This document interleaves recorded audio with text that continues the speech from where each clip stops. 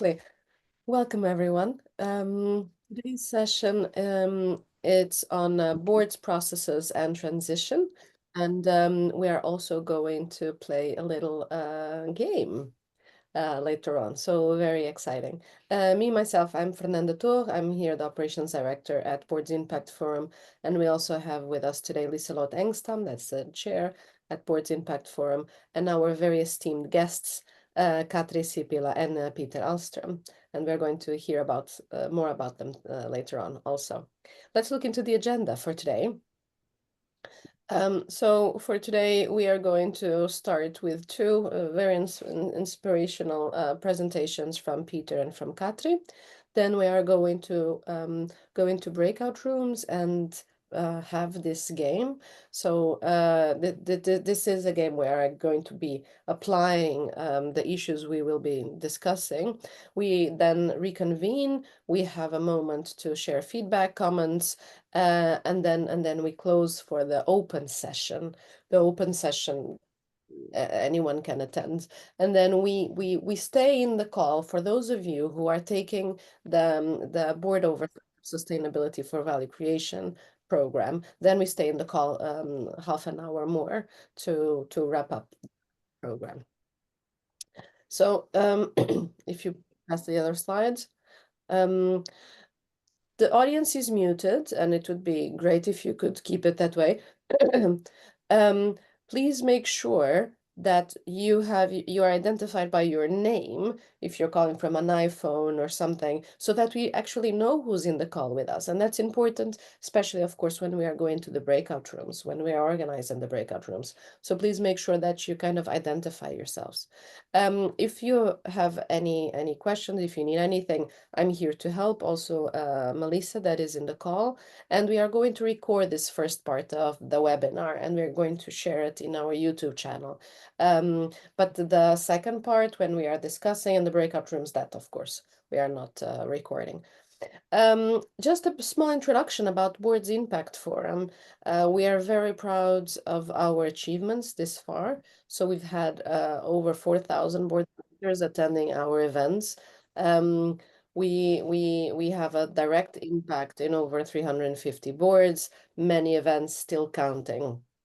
So we are part of the Climate Governance Initiative, which is an initiative from the World Economic Forum. It has chapters in different countries, and we are here representing the chapter for the Nordic. If you press the other slides. We are really focused when it comes to sustainability and AI, and we are partnering up with the main board networks in the Nordics. But we're very ambitious, so we want to do more. So if you have any way to support our work, to get involved, please get in touch with us. We are starting now a campaign where we are kind of we're going to kick off new partnerships. Please join us. To put a bit more into context, what we always try to strive for and follow are the 8 principles for from the Climate Governance Initiative. And these 8 principles can be roughly structured in 4 categories. So we are looking to the board's role, where we are looking to subject accountability, command of the subject, the board structure, etc. Another area which has to do with risk, opportunities, and strategic impact. Another area when it comes to objectives, reporting, incentives, and finally, stakeholder exchanges. So all these principles are a bit our guiding star and the principles that we are trying to address in our sessions. For today's session, we are not going to focus on any specific part of these principles, but really addressing all of them and trying to find these intersections and how can we, as board directors, work with them completely. Thank you so much, Fernanda. Now we will go directly into our presentation. And it's a delight to welcome Peter Ahlström. So Peter Ahlström is both an owner, he's a board director, he's a chair, he's a managing director, and works within the sphere of all of these companies that they own partly or fully. And Peter is also a member of our Board Impact Forum's Strategic Advisory Board. Warm welcome, Peter. Thank you so much. And thanks for the invite. This is actually the third time I'm along, and it's always very exciting and a bit nervous to be on the, but I think we have the topic is so interesting, and this is something that we are learning all the time of. So I think I'm in a group this. I feel I'm still have a good crowd around me to give me strength also. So the topic was stewardship for sustainability, and if you please would go on to the next page.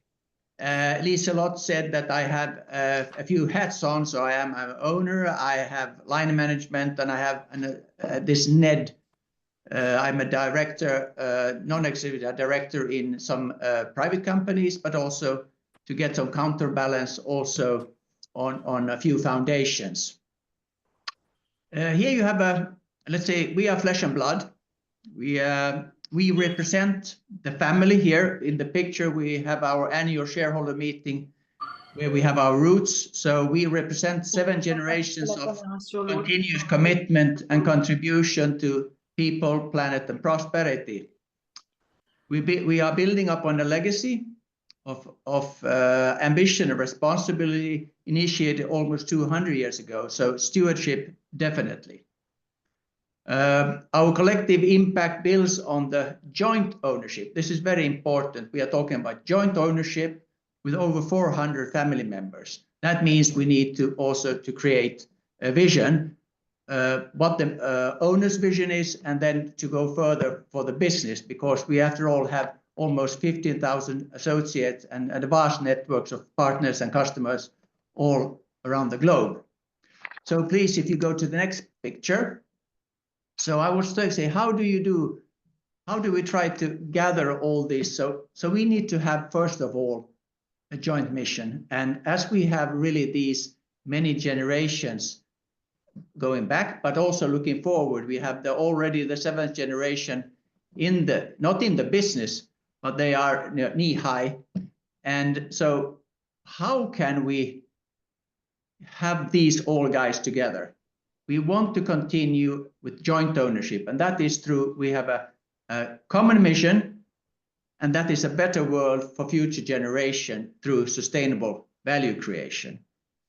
And here we are coming now closely to this sustainable part. So if you please go on to the next page. So our roadmap isn't, well, you can say, is it long or not? But sustainability has really been for a long time. It's, I could say, almost in our DNA, but to have it more concrete and also in a written form. So here you see the roadmap. So we started out in 2018, and from that on we have been reporting our progress on a group level. The policy was published in 2018. And with the help of focus areas and metrics, we discuss these with our companies annually.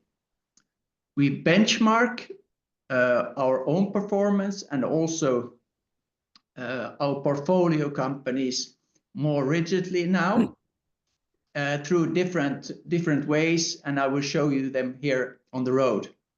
What has been important also, that's something that we need, it's training and have the common understanding. I think we still need to, it's not a one-time thing, it's continuous based both for staff, but as well also for the boards to have insights and what's going on. And you know, CSRD and all these guys, these things that are coming up, it's a lot of things to learn, and it doesn't seem to end yet. So if you would be kind to step on to the next page. We encourage all our portfolio companies to align with the Paris Agreement's aim of limiting global temperature rise to the 1.5 degrees above pre-industrial levels. And we also, when relevant, commit to science-based target initiatives. We aim for so often we talk about the environmental part. We talk very much also about the social part. So we aim for best-in-class working conditions for our employees, and we emphasize on good leadership and high performance culture, improving employment engagements also through something called the Ahlström Collective Impact. That is somewhere we're trying to do good, philanthropy, and so on, and that we do over a platform called Ahlström Collective Impact. On the governance side, we of course support, as we have our roots in Scandinavia, so supporting human rights, assume long-term accountability for ethical standards, and combat corruption and bribery. That's no big deal. But when we go abroad and in certain exotic countries where we have operations, that is something that we need to bring along, and that we do through active board work. And we try to support also the management and to ensure that sustainability is integrated in the business in the companies. So mainly primarily influence through board work, active dialogue with management, these annual key performance indicator assessments, and also management meetings. So if you would please go to the next page. Business is not static. We, as an let's say investment company, we buy and sometimes also sell our business. So we also take this ESG consideration in a very early stage. So in the screening and in the due diligence work, we look on the ESG and look on the risk and opportunities also. So really the DD process goes as far as to this as well. There's a lot of small things, but I just wanted to highlight this, that I don't think that if we talked 5 years ago, this ESG part was not in the DD process. Next, please. Some of you might have been in these webinars earlier. This is something that is just our own, like a small ladder on different levels where we started, and I think last time I was here we had 4 levels on this ladder, or was it maybe 5? But we have added at least the 6th ladder now. So of course our ambition has been growing on the road, and we have now all our businesses are at least on level 3, but we aim to level 6, and that's of course a lot of work. This is a marathon, and we know that. But I think it's something that as we are integrating all this into our businesses, it's really should be an advantage for us in the long run. Especially, let's say, I would say that the stock listed, we have both privately owned, I don't know really how you say it, but we also have companies where we have a majority stake in listed companies. They are more tending to be on level 5 and 6, whereas let's say the more 100% owned or non-listed, they are maybe on level 3 and 4 at the moment. But we have high ambition in this way. Please, if you go into the next one. We have, of course, other ESG activities. The EU's new CSRD introduces new reporting obligations for companies. I think that's no news for everybody. The concept of the double materiality is central to sustainability reporting, and it requires first identifying the risks and the opportunities relevant to the company's operations. And here already we have had a lot of discussions. What is relevant, what is not? And also discussing this with boards, it has been a good dialogue. But it really refers to the fact that companies report on sustainability, and they must consider relevance from 2 perspectives. I think that is more of this. And we have used also a tool called Inclus. It's an innovative tool for identifying, understanding, and managing risk across organization and processes.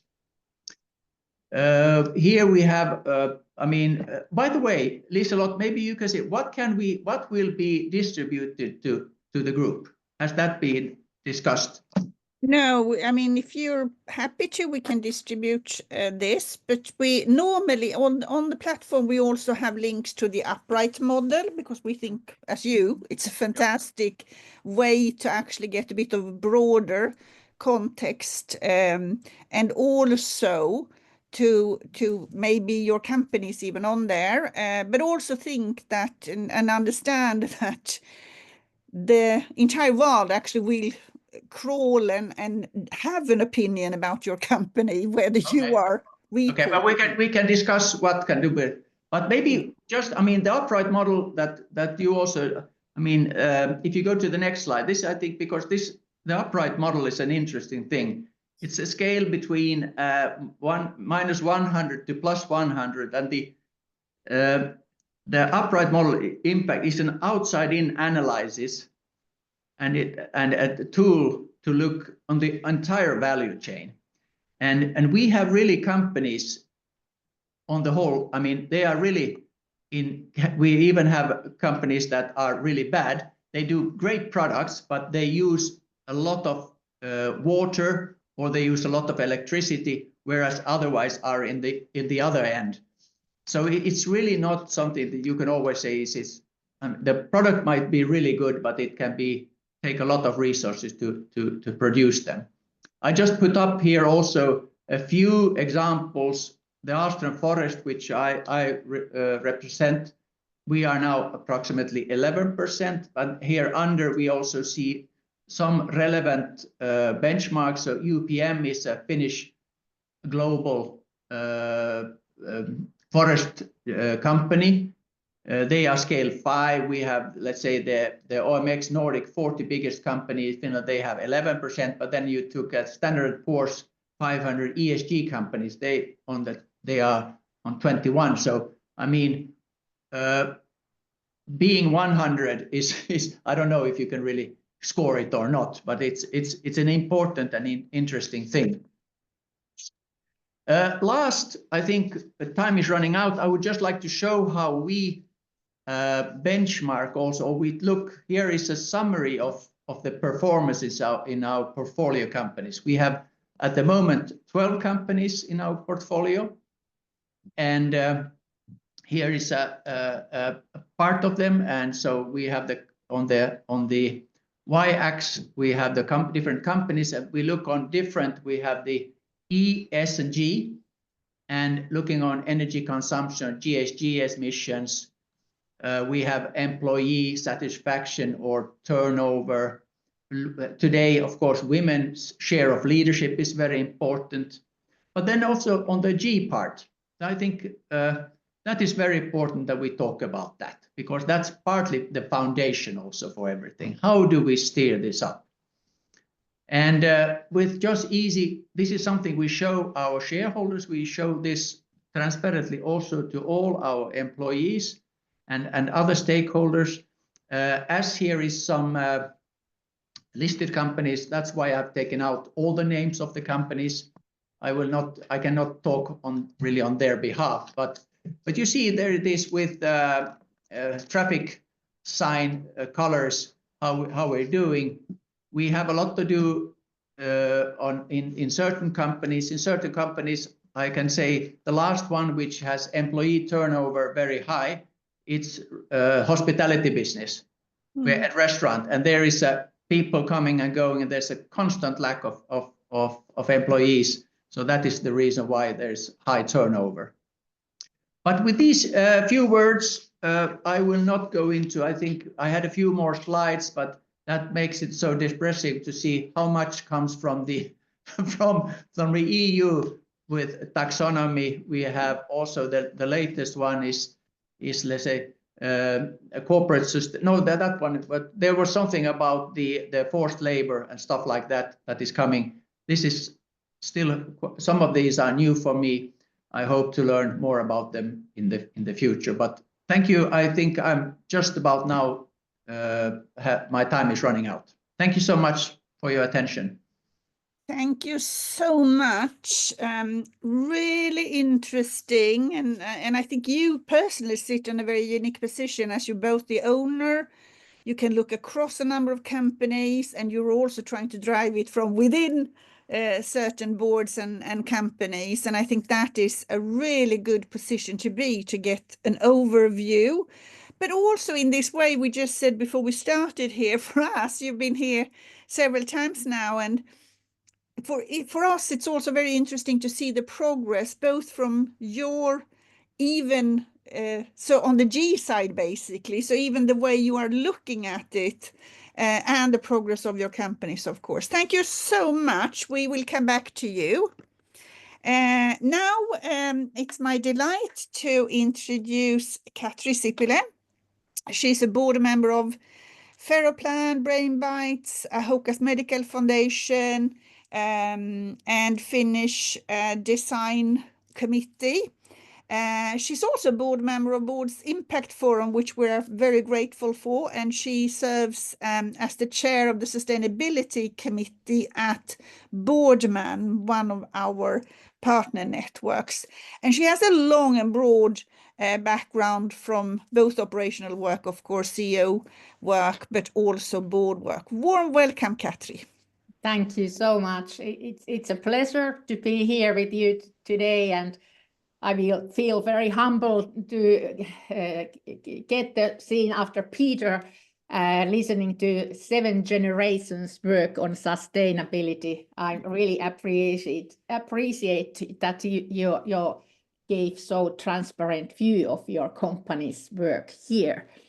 As Liselotte mentioned, my background is a bit different. I have mostly been working on small and medium-sized companies at their boards, including family-owned businesses, startups, and also industry associations. Next, please. Next slide. And in my previous life, I worked for almost 30 years on IPR sector on music business, and that gave me a good view on board work also on Nordic and European level. I have been, as Liselotte mentioned, I'm also partner at Boardman, which is a Finnish think tank and competence network, and we try to develop and raise the level of expertise in ownership, board work and management, especially in sustainability work as well. And actually we have published a ESG guide, which is available also in English. Maybe we can give you a link to it later on. And that's a part of our work to help the companies in sustainability transformation. Our partners there were PwC and Futurize, and later on I will talk a little bit on our approach in this guide as well. Thank you. Next. Yeah, and I just want to add that we, of course, will add the link to this guide. And it's in English, as you said. So it's in English and in Finnish, if you like to read it in Finnish too. Thank you so much.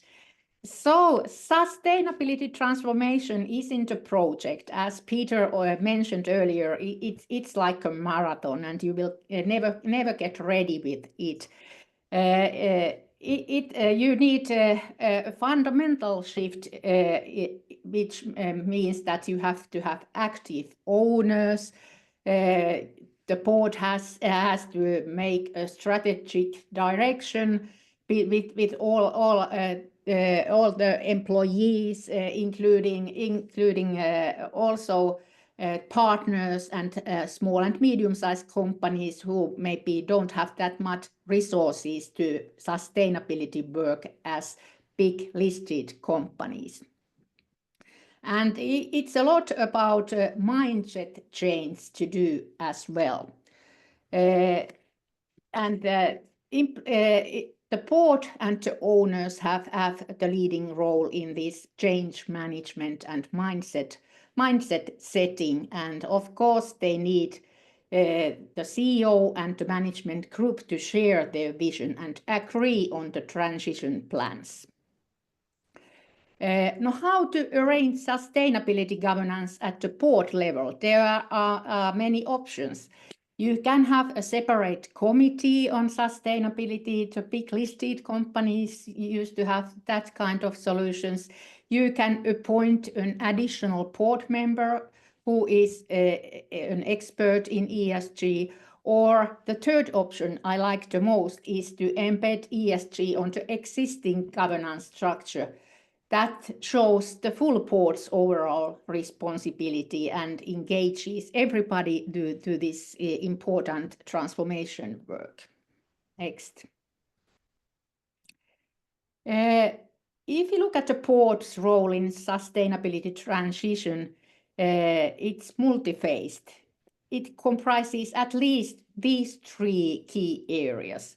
Everything starts with strategy and from the ownership strategy. As we heard this Ahlström case, it's in the DNA of the best owners' strategies to make the world better and do better business. But strategy sets future direction, fulfilling also other stakeholders' expectations besides the owners. And what the board has to do is to identify, of course, the risks and opportunities. And in today's volatile world, companies need ongoing scenario work that has to, and the board has to make rapid decisions. If we look at the news today, the geopolitical situation in Europe is very volatile, and we have to be aware what implication it has to our companies. And it will open opportunities too, not only risks. The board also assesses both the financial and reputational risks associated with sustainability challenges and to guide the company in making informed decisions that balance sustainability considerations and financial performance. It's crucial. Then next we have the business developer role, and it was beautiful to see Ahlström KPIs for different companies. Thank you for showing transparently your traffic lights on them as well.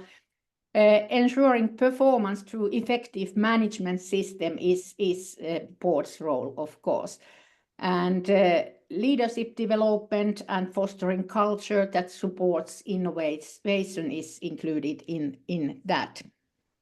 You have to safeguard human and financial resources to make the KPIs alive, and set measures and monitor effectiveness regularly at the board.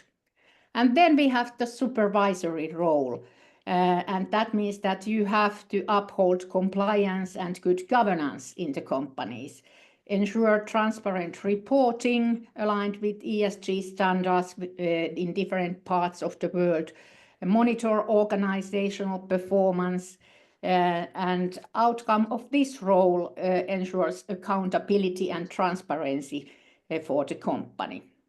These three roles are interconnected and all vital for success, but the focus on the board roles varies depending on the situation of the company and, of course, what happens in its environment. And building a balance between these requires intentional planning, regular evaluation, communication between board and different stakeholders, and structured processes. Next. Boards set the tone for company culture, of course, with the owners. And this involves establishing ESG statements, but also creating systematic sustainability programs with clear objectives. You need timelines and control points to make things happen. And crucially, they must break down also the silos in the company to integrate sustainability across the entire organizations. And the CEO with the management team is in the crucial role there. We not only need ambitious statements, but also concrete plans and company-wide actions. Next. This picture comes from Portman's collaboration with PwC, and it shows how integrating sustainability happens with business requires contributing to all stakeholders and proper governance. And as you can see, the transformation work needs a holistic framework. Everything starts, of course, with strategy, but you have to integrate the strategy to the whole value chain. Upstream, you have, of course, the supply chain, including business partners related to production of goods and provision of services of the company. But you also have the downstream partners, transport, storage, distribution. Large companies have the obligation and resources to help their SMS smaller partners to develop their sustainability. They can provide to partners collaboration, education, platforms, but also help with data and capacity building. Today it's Valentine's Day, and it gives us a good reason to talk about stakeholders and partnerships.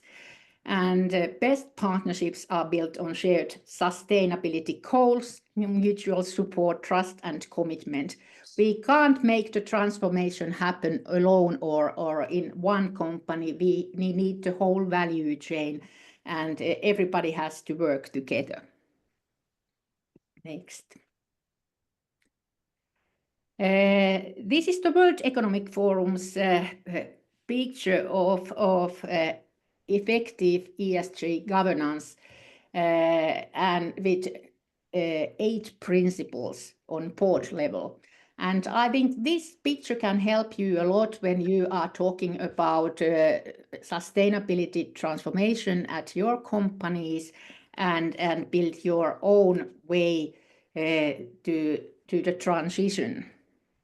I think you can by yourself read later the points, but everything starts with accountability and subject command, but you also need structure, and you can make the option how to make the structure work in your company. It depends on the size of your company. You need separate companies, or how do you organize it? Materiality assessment was also already mentioned at Peter's presentation, and that's the starting point to find your focus ESG areas. ESG, of course, has to be linked to the strategy of the company, and in every decision you make on board level, you have to evaluate them against your ESG focus areas and goals. To make the management work in line with your strategy, it helps if you make their incentive system aligned with your sustainability KPIs. And it's very recommended to disclose all materials of risks, opportunities, everything as openly as you can to your stakeholders, and have a regular dialogue with everybody. Next. In many companies, we start the transition with reporting. However, that's not the ultimate goal for us. Of course, it's useful to have the data and which you can use for value creation for the owners. And this picture shows a phased approach starting from the minimum compliance with the reporting and going up to value creation to the owners. And it's vital that in every company you at the board discuss how you can go onwards from compliance to productivity and to value creation. At the moment in Europe, we have very interesting time because we know that European Commission in a few days will publish their omnibus package. And that means that they might simplify our ESG regulation on reporting and taxonomy. But I really recommend everybody to continue the good work with reporting and data gathering and use the data for transformation. Next. This picture shows how you integrate sustainability into your business operations. And as you see, we need a systematic approach. It involves identifying business impacts, planning the responses, designing and executing strategies, and finally, of course, the performance management, supported by strong governance and IT infrastructure. And at the board level, you have to picture your own business operation and identify the key facts that are essential to your business and material for your ESG transformation. Next. So to conclude, the transformation is a long journey, and the aim of it is, of course, not to make great reporting, but to make your company future-proof. And as we heard from Peter's presentation, if you're a family company, that means to build a future-proof company for many generations. But of course, in other types of companies, the main task of the board is to build on better future for the company and all stakeholders. And successful transition first requires clarity. You have to define sustainability goals, communicate transparently, and build a strong culture, which starts from owners, boards, CEO, and the management group. You have to share knowledge and be as transparent as possible so that everyone in the organization, every employee understands what they should do to make the transformation happen. And if you have clear targets and communicate them regularly, it helps. Building a culture, a mindset of transformation is essential. And the board, the owners, the CEO and the management group have to learn together with the employees and customers to make the company more sustainable. We need clear processes, roadmaps with milestones. It's also important that because, as we heard, this is a marathon, you never get ready. Remember to celebrate when you reach some goals and make them visible. And lead with data, automate measuring and enable decision-making based on the data. Everything is for the clearer future, to make the company future-proof, and team up with your partners and players. You don't have to make this journey together. And this initiative we are now today is a good platform to share knowledge between your peers too. Next. To conclude with, I have these 6 points for you, how to process with sustainability transition. And the Board of Directors plays a pivotal role in companies' sustainability transition. You don't have not only to ensure that you are compliant, but make real success, real transition happen. And remember, it's a lot about mindset, an ongoing journey, not a project or a destination. Thank you very much. Thank you so much, Katri. I think you shared a lot of really good frameworks with us, and we'll make sure that everybody get access to that. And also, of course, your experience helps you point out where to have the focus assigned from the board members.